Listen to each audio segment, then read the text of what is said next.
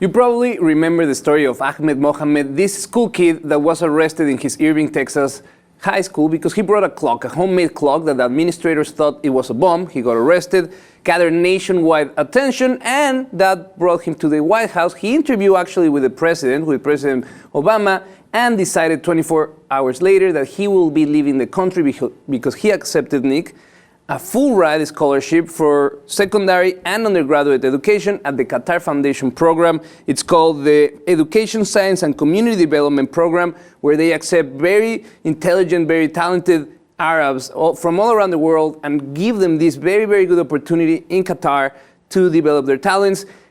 Are we pushing these talents away with this Islamophobia that has been happening? Are we turning kids away from science because of these incidents?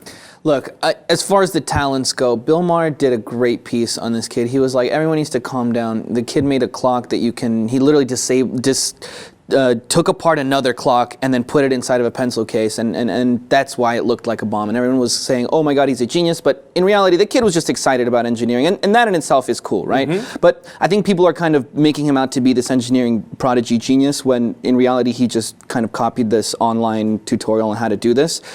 So I want to say no, we're not pushing out our brightest people because of Islamophobia.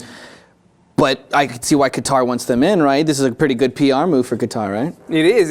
At a moment that they don't have to speak about the violations of human rights. They can speak about how they are fostering the talent around the world. And just also plays into this narrative where if you're Arab, we welcome you here in the Arab world. You don't have to go to the West and try to feed yourself into the system and be successful there. We have programs here. We have the education. They definitely have the money to fund many scholarships for research like this. But at the same time, I think you bring a good point forward. Qatar just jumped at this opportunity. Yeah. And I can just imagine how much money, because this kid was offered internships in every major tech company. He got interviews with the founder of Google, with Mark Zuckerberg wanted to meet with him. He met President Obama. He went to the top events in science and technology in this tour.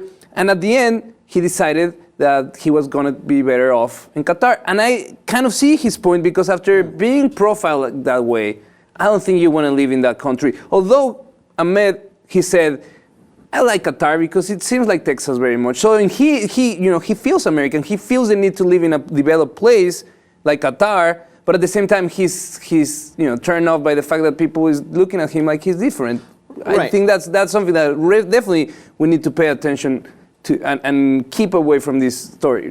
From the story, that's what we need to keep.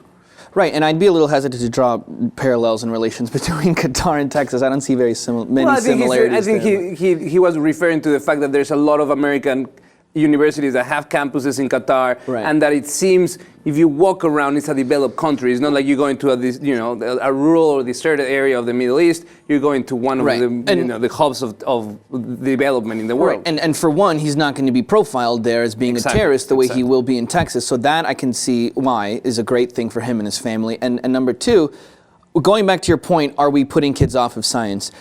This is such a happy story because what turned out to be a crappy situation for this kid ended up changing his life for the better. Yes. No one could have imagined this, right, going into this scenario. But what's cool is this didn't push him away from it. It actually made him more hungry and is now giving him these amazing opportunities to actually become an amazing engineer. Well, we want to know your opinion on this matter. Please share your thoughts below in the comment section. And if you haven't, please subscribe to the Leap TV.